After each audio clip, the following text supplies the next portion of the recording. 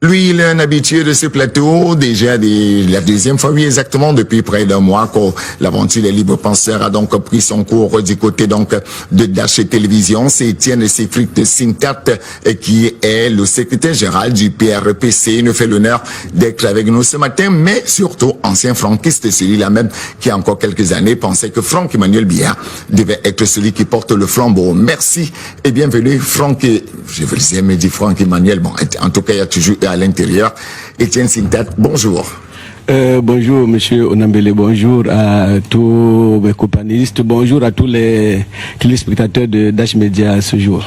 Juste en face de vous, nous avons un qui, depuis des années, effectivement, demande que cette transition générationnelle tant demandée, même par le président de la République, soit faite. C'est le docteur Nyamsi qui nous fait l'honneur d'être avec nous ce matin, universitaire et militant du PURS. Il nous fait effectivement l'honneur d'être avec nous ce matin. Bonjour, docteur Nyamsi.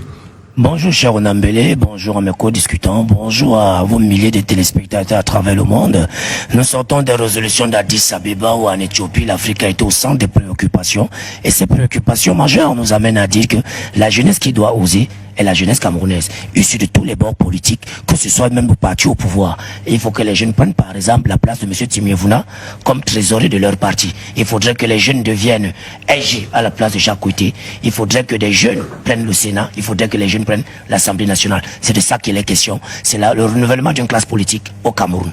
On en parlera tout à l'heure de fond en comble. Juste en face de vous, nous avons un représentant du mouvement franquiste, ceux-là qui, il y a encore quelques années, et même depuis quelques jours, rappellent et font un appel à Franck Emmanuel Biya, le très bien nommé, pour pouvoir, bien évidemment, prendre le flambeau de cette jeunesse. Lui, c'est Pekouti Chamako, universitaire. Il nous fait l'honneur d'être avec nous ce matin. Bonjour, Chamako.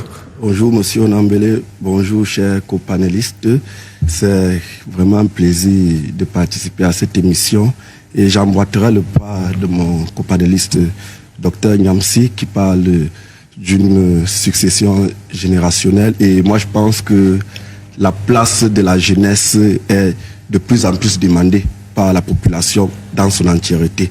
Et je crois que au cours de l'émission, nous allons développer les différents axes que nous, les franquistes, nous proposons pour que cette succession générationnelle soit effective. Merci. Allons d'abord suivre un appel, c'est l'appel de Raïm Noum. On se souvient effectivement que c'est celui-là qui avait, il y a encore quelques années, porté très haut ce mouvement, le mouvement des franquistes, ceux-là qui effectivement souhaitaient que Franck Emmanuel Biya succède à son père. On suit d'abord l'appel et puis on vous revient juste après.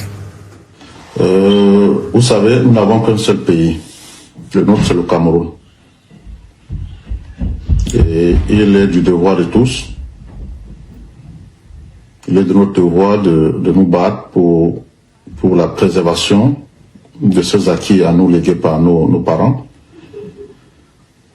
La préservation de la paix, de l'unité et du vivre ensemble. Nous sortons d'une élection qui, plus que par le passé, a divisé un peu plus les Camerounais. Et il est question pour nous de trouver les voies et moyens pour que tous ces fils et filles du Cameroun puissent se parler et se retrouver autour de ce que nous avons en commun, c'est-à-dire le vert rouge et jaune. Raison pour laquelle, plus que par le passé, parce que nous l'avons déjà fait, c'est ce qui nous avait amené à créer le mouvement des franquistes. Justement, c'était en prévision de ce que nous sommes en train de vivre actuellement au Cameroun. C'est question pour nous de jeter les jalons et pour éviter que ce que nous vivions ne puisse... malheureusement, nous y sommes. D'où donc, une fois de plus, le message que nous avons lancé, l'appel lancé à l'endroit de notre frère et compatriote frère Emmanuel Biya, pour qu'il puisse... de façon officielle, parce que je sais, nous le savons, il est aux côtés du patriarche président, il l'accompagne. Mais il est question pour nous de qu'il réagisse de façon officielle dans la marche de notre nation. D'où donc cet appel que vous avez vu, qui a été relayé par la presse, à l'endroit de notre compatriote, notre frère Franck Emmanuel Biya, Vous savez, une nation, c'est comme une maison. À un moment donné, quand nos parents sont fatigués, ça il faut l'avouer, et c'est à nous de prendre la relève.